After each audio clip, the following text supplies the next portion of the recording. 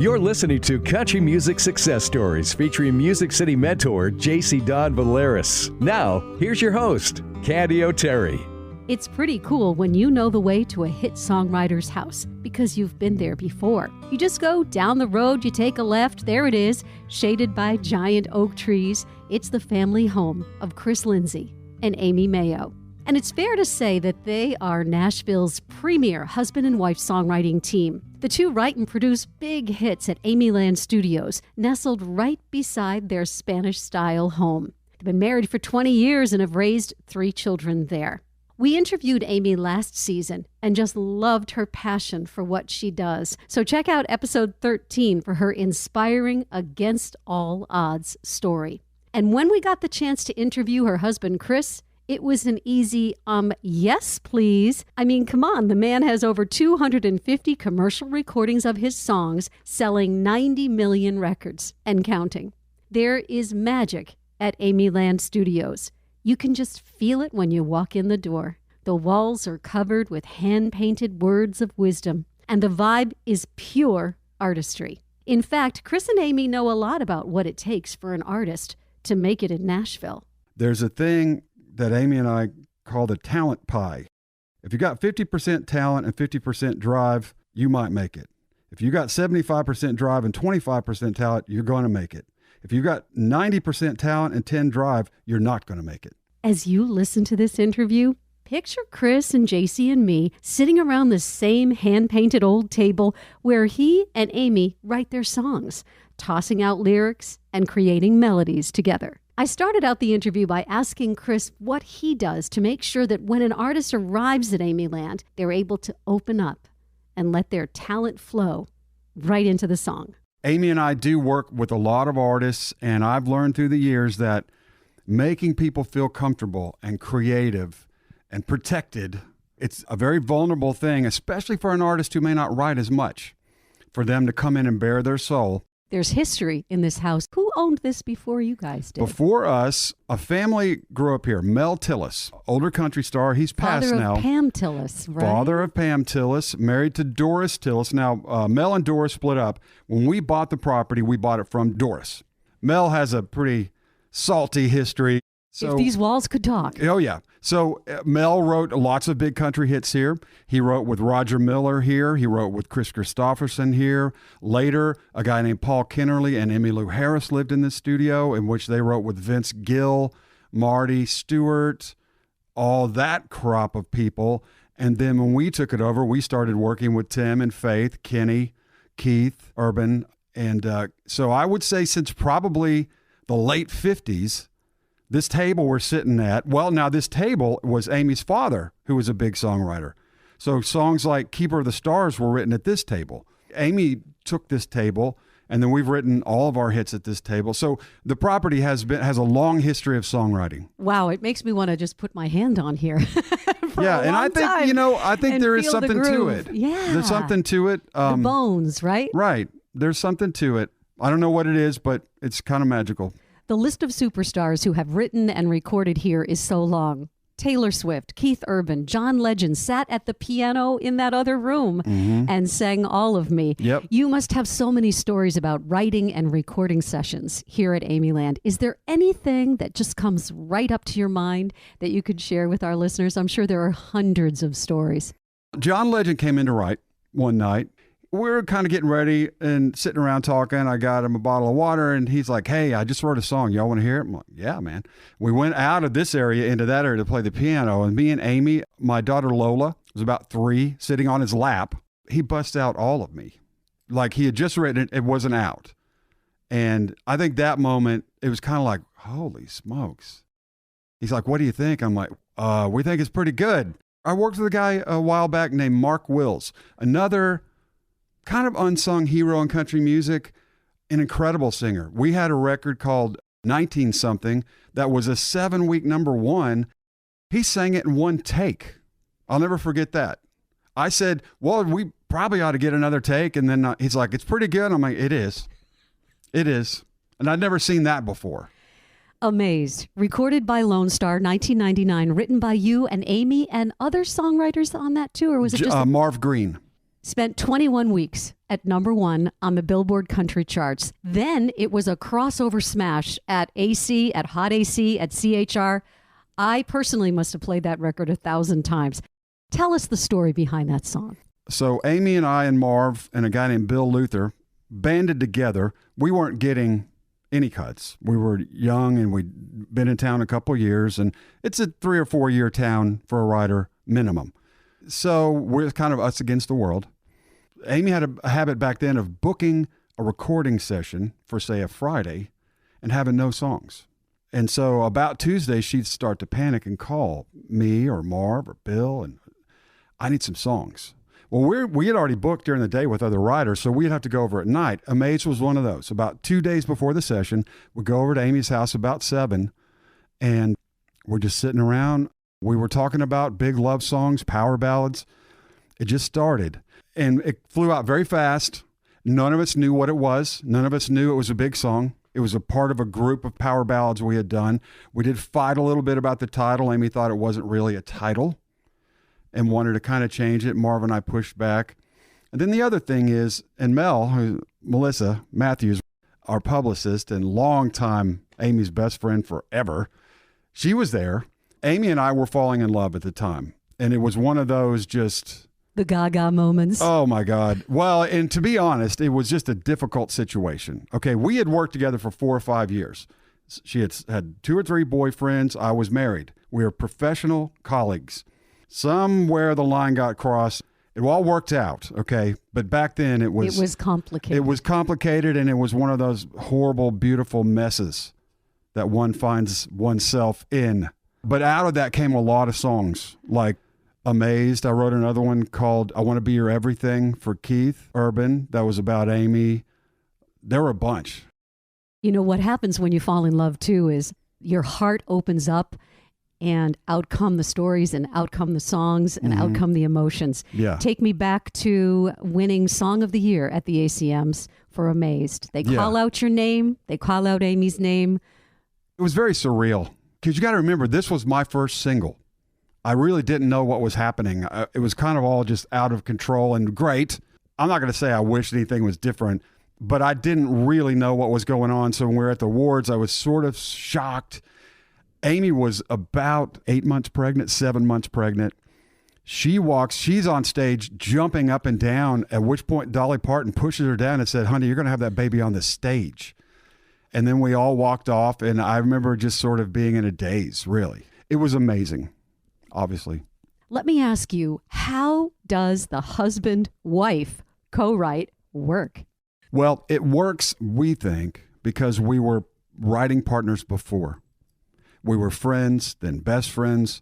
It really was a professional relationship, and we wrote great songs from the beginning. And that's just something that happens in the writing business. It's like life, you know.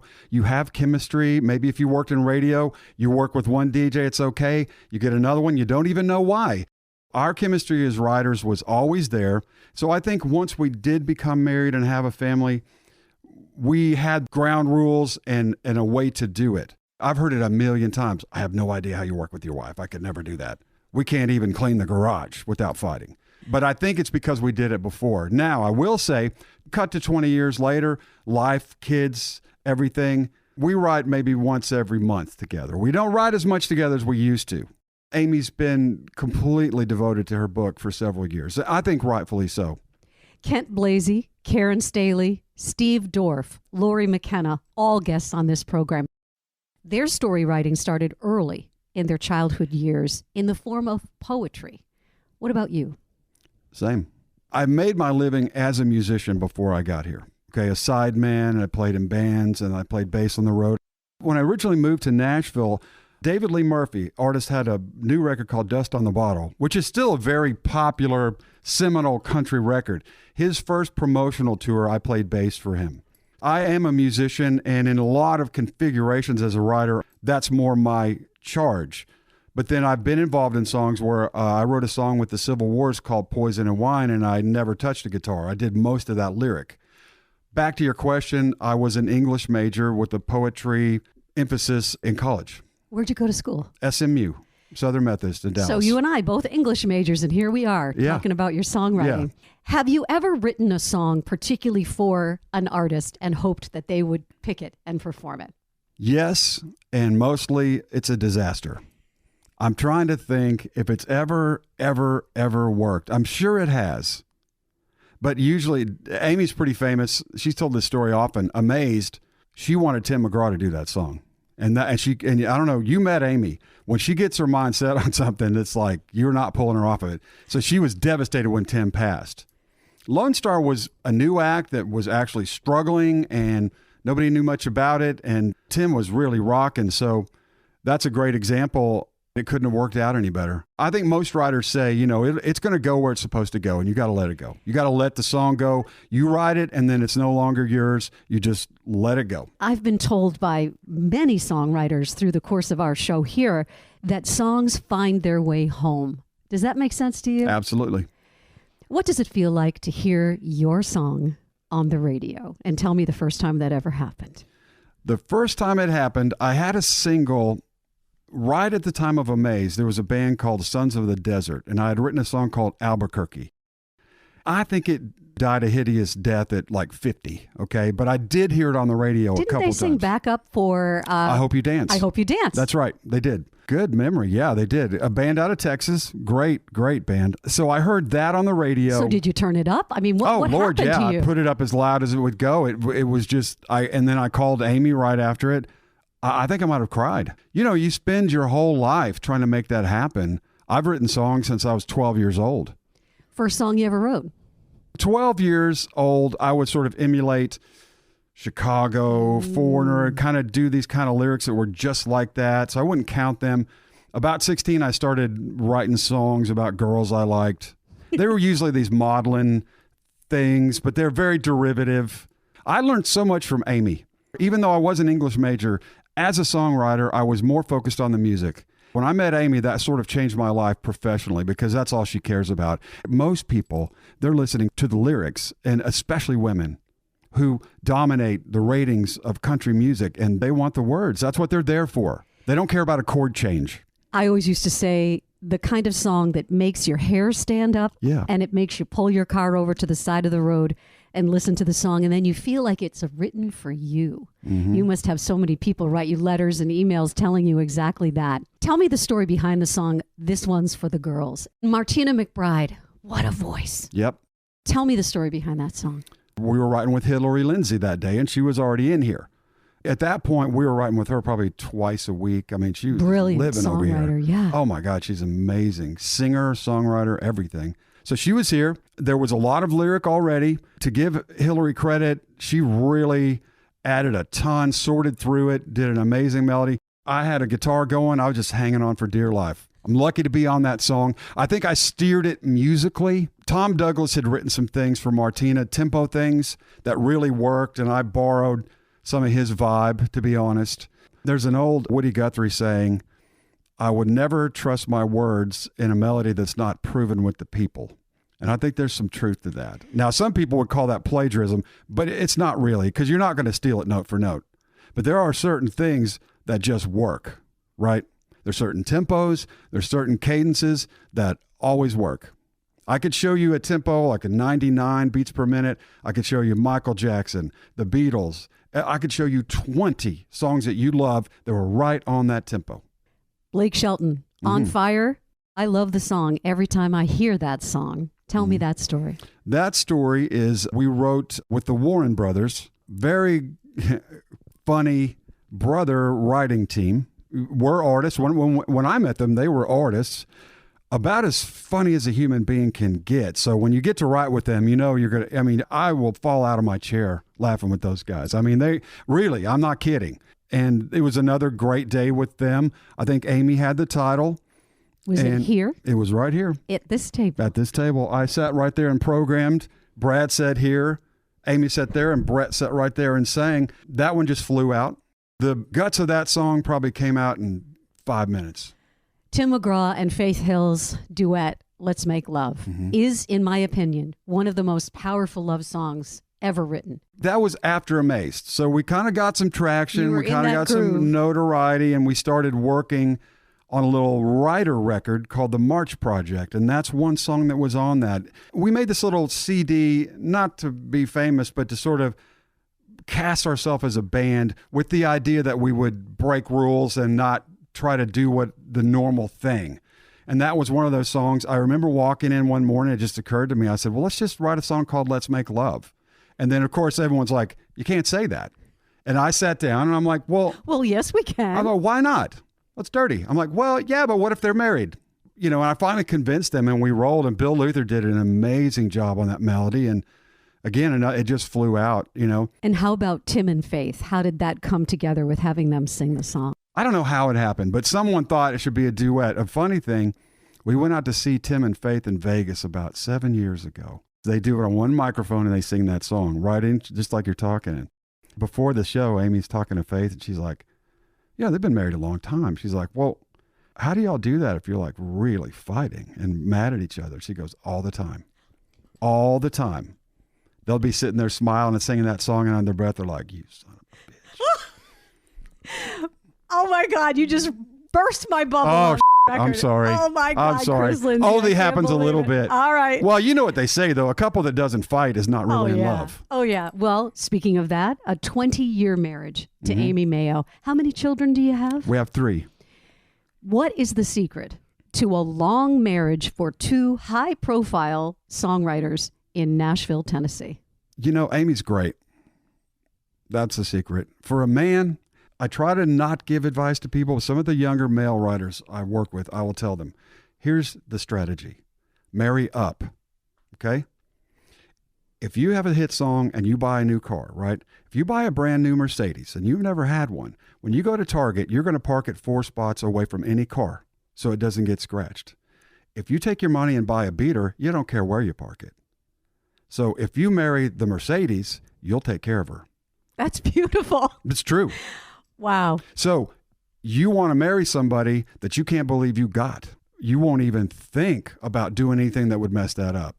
That being said, 3 kids in 20 years, we've had plenty of problems. We've been in counseling multiple times.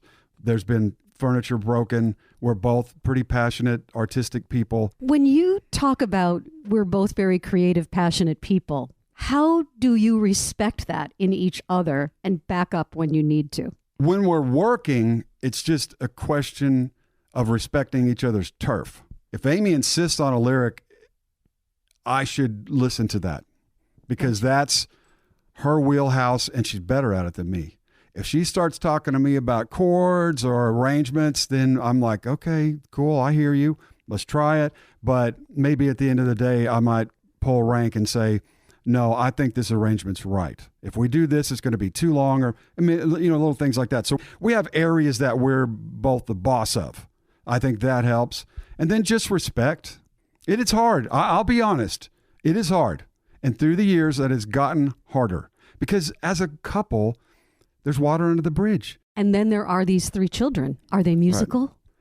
Yes, they're very musical. Levi is 20. He's a rapper/rocker. He's fantastic. He's going to be a big star. Period. You'll hear his name. I don't know how long. I'm going to guess about 3 years. How is that going to feel for you and Amy? Amazing. I'm already so proud of him. I see it on your face. I could cry. See it on your face. Our second son, Oscar, he's a senior in high school, wickedly talented, better musician than me at 18. What does he play? Anything. Piano, guitar, drums. He plays everything. He started on piano. He's just a crazy great piano player. He now plays guitar exclusively, and he's going to be famous too. Our daughter, who's 13, I think because they play, and mom and dad, she's trying to get her own area. She's a phenomenal writer. So either she'll write book. I'm going to guess if she were in here, she'd say, "Shut up, Dad. You're not going to say what I'm going to do." But I think she'll either write books, journalism. She's talented at music. I've already seen lyrics she writes, but I think she wants her own thing. Let's talk a little bit about your early beginning. You were born in Las Vegas, and I have come to understand that most people who were born in Las Vegas, their parents came from some other place landing in that area. Is That's that right. true? You're That's wagging absolutely your right. head true. Tell you me got about it. that. My parents were from Texas, from North Texas, Wichita Falls, Electra, that area, oil towns. They had moved out. My dad was in the military, and then he got a job. Back then it was called Nevada Test Site. It's now called Area 51. So he worked there for 6 years, and I was born when they were out there. So he was out there where they were testing nuclear weapons. By the way, if you look into that, the United States government blew off over 500 nuclear warheads outside of Las Vegas in the 60s. Even as a little kid, I have memories because he would tell us when they were going to blow one off, and the whole house would shake. So you leave Las Vegas, you end up back in Texas. Mm-hmm. Give us a little picture. What was your family life like? Brothers, sisters? Yeah. What was the vibe in your brother, house? 2 sisters. I would say I was very lucky.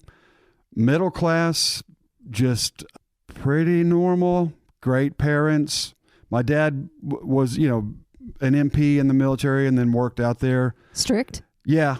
And he is German also. His mother is full German. So, walk the line. Yeah. There's no messing around with my dad, but actually I appreciate that now. And he was always he's passed now, but he was a fantastic guy. Early musical influences? My dad was he was a big fan. Okay. Not a musician, but a big fan. And we listened to Allman Brothers, Glenn Campbell. He liked kind of Southern rock, but he was very interested in songwriters. So we would talk about that and early Elton John. He liked all the stuff that was good. When you began to focus on music, on your songwriting at 12 years old, mm-hmm. Was there somebody who said, hey, you could be good at this? My uncle, my dad's brother, Dick Lindsey, he's still with us. He lives up in Casper, Wyoming. He played guitar. I couldn't get him to play last time we were up, but when I was a kid, he would sing these old Western songs, Old Shep and Round the Water Tower and all that kind of stuff, and we loved it. He gave me a guitar. He does real estate now. He was in the oil business most of his life. He played for TCU, star football player, drafted by the Philadelphia Eagles, got hurt in first year. And my parents were all very supportive. My dad was concerned, I think at one point when I left college, he's like, but you got to understand, no one where I grew up did this. Like Amy grew up with a dad in the business. So she, there's some kind of like, yeah, this is possible and this is how you do it. I had no clue. So you graduate from college and then at some point you make your way to Nashville. Mm-hmm. Can you paint us a picture about what this town was like when you arrived here? I'd been living in LA for 5 years, which is just a very big town.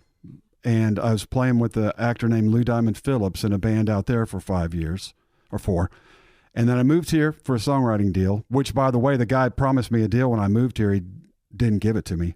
That's why I was playing for David Lee Murphy.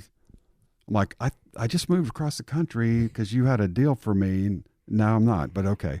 And in the early days, I'm going to guess there were lots of disappointments. Oh, yeah. There was one Italian restaurant, one steakhouse, maybe 2. I mean, just nothing compared to what this town has grown into. I mean, it was like you could just hear the wind blow down the highway. You know what I mean? There was just like, whoosh, maybe here goes a car, might be a while, And I remember just thinking I loved it because it was so calm and peaceful after coming from such a big town. It was awesome. And it's great now. It's still a fantastic place to raise a family. I think far superior. Nothing wrong with Southern California or New York, but if a person were going to be in the music business and have children, I think this is better. David Foster famously said, good is the enemy of great. Mm-hmm. What does it take to be a great songwriter? Honesty. However honest you can be is how good your songs can be. With yourself. Your podcast is called Pitch List. It's featured on American Songwriter Podcast Network, and it's all about what makes creative people tick. So, what makes creative people tick? I don't have one answer, but I can tell you because I've done the podcast for several years now, and I interview writers, and we just kind of talk. It's a pretty broad discussion about anything and everything, but I'll tell you some of the traits that I have noticed in very successful songwriters, okay? That if I see these markers in a young writer, I might want to sign them. High intelligence, ADD, slight mood disorder, not too much, hard worker. There's a thing that Amy and I call the talent pie. If you got 50% talent and 50% drive, you might make it. If you got 75% drive and 25% talent, you're going to make it. If you got 90% talent and 10 drive, you're not going to make it. So this business for an artist is more about the eye of the tiger than it is talent, because people get better. I'm not going to say any names, but there's some very big country artists that over 20 years have actually developed into fantastic singers, and they get better by doing it. We became friends. She worshiped Aimee. And I mean, we were all friends, and I loved her. It was Taylor Swift when she started coming here. I was just about to ask about at 14. When I think of Eye of the Tiger. Yep. I think of Taylor Swift. Yeah. So, being around Taylor Swift, even at 15, and saying something like she's not going to make it would just be crazy talk. In any way, maybe she's not the best singer in the world, whatever. Well, first of all, she's a hit songwriter at a level that we just don't see. Generational. You knew that right away? Instantly. And she's a star the first time I met her. I knew it. She left. 90 seconds later, I dialed up Scott Borchetta, who was her record head, and I said, franchise artist, period. He's like, I know, it's crazy, isn't it? Yeah, and it's also, first of all, I want to be careful with Taylor saying eye of the tiger. That might come across as ruthless and all that. She is not. She is one of the most sweet, down-to-earth, caring, to a fault person I've ever met. I'll tell you another big one is Kenny Chesney. Another great guy. A lot of people I've noticed in the music business, stars or artists that get big, they're really great people, because I think it takes such a team, and the promoters, the radio people. If you've worked in radio, I mean, if you're terrible to radio people, they're not going to play your record. So it sort of weeds out the jerks. Keith Urban's another guy. Fantastic. Tim, all of them, really. Garth, I don't know him, but I heard incredible stories about Garth. He's a photographic memory. If you met him one time, he would remember your name 10 years later. Those skill sets are the ones that work. You flip on the radio and you say to yourself, I wish I wrote that song. What is it? Older songs like Galveston, Wichita Lineman, which is my favorite. It's one of my favorite songs in the whole world. Of all time. I love the Beatles. I think the Beatles are the greatest songwriters in the last 150 years. But after that, I love Jimmy Webb. So that's Wichita Lineman, Galveston. Recently, I'll give you one title. It's probably a couple years old, but I would want to write a song like this, and I thought it was great. It was called Break Up in the End.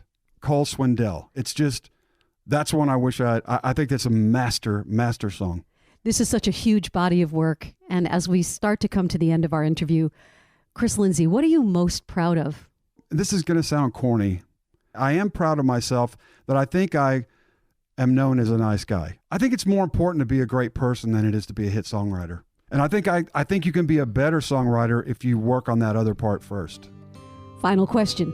The key to my success in country music has been? Following my muse. Against the current, against what was happening, against trying to fit in.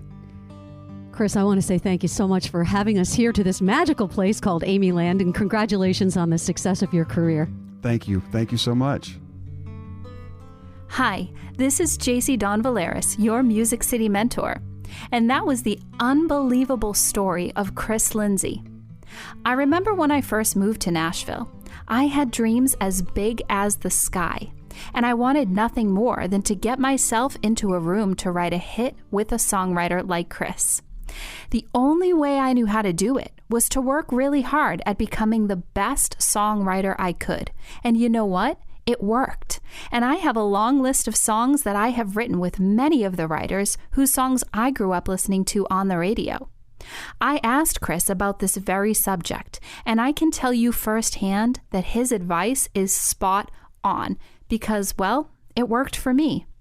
When we all first moved here, there were a couple writers who were killing it. Gary Burr. There were a few names like that were killing it. They won't give us the time of day. We can't get in there. And we're just trying so hard, thinking that that's the key. That's the key.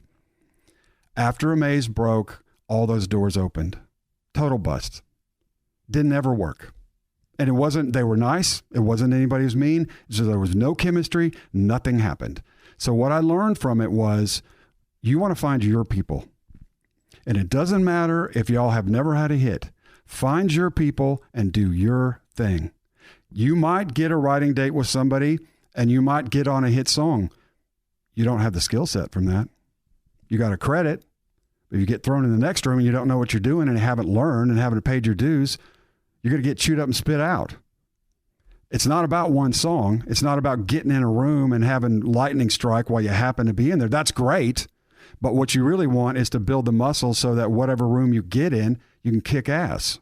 Chris talked about working your you-know-what off and to get so good at writing songs that when the opportunity presents itself, you will be ready. But how do you get yourself ready?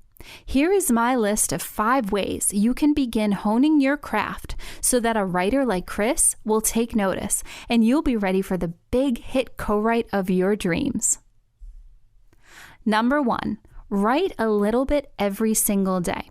I know I've said this before, but it's worth repeating. If you want to get good at something, the best way to do that is to practice. And you can absolutely practice the skill of songwriting. Carve out a few minutes every single day and write. Number 2, book co-writing sessions. The best way to prepare for a writing session with a hit songwriter is to co-write with a ton of different people. The more you do it, the more experience you'll have sharing this kind of a task with another person.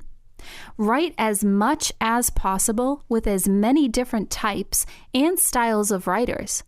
And to echo Chris, sometimes it won't be the co-write with the hit songwriter that gets you a big cut on a superstar's record.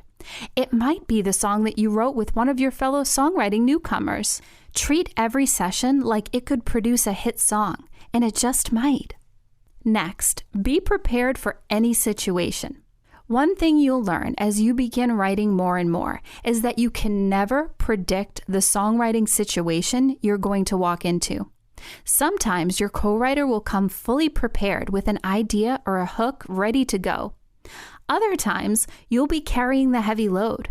There will be times when an idea will be thrown at you, and if your writing muscles are strong, you'll be able to catch that idea and run with it. Put yourself in lots of different situations so that you can be prepared for anything that comes your way. Number 4, play your songs for other people. There really is nothing like working out a new song in front of a live audience. Something that you thought would work really well might not hit the way you thought when you're actually on a stage singing it. And that goes for the opposite as well. You might be feeling insecure about a certain lyric, but when you perform it for an audience, they might absolutely fall in love with it. Take any opportunity you can to share your songs with others. Finally, have your music business ducks in a row.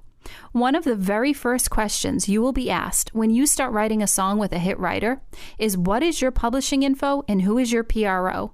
Make sure you are affiliated with BMI, ASCAP, CSAC, or SOCAN so that you can register your songs as soon as you've written them. If you do not have a publishing deal, that's okay. You can also reach out to your PRO about becoming affiliated as a writer and a publisher.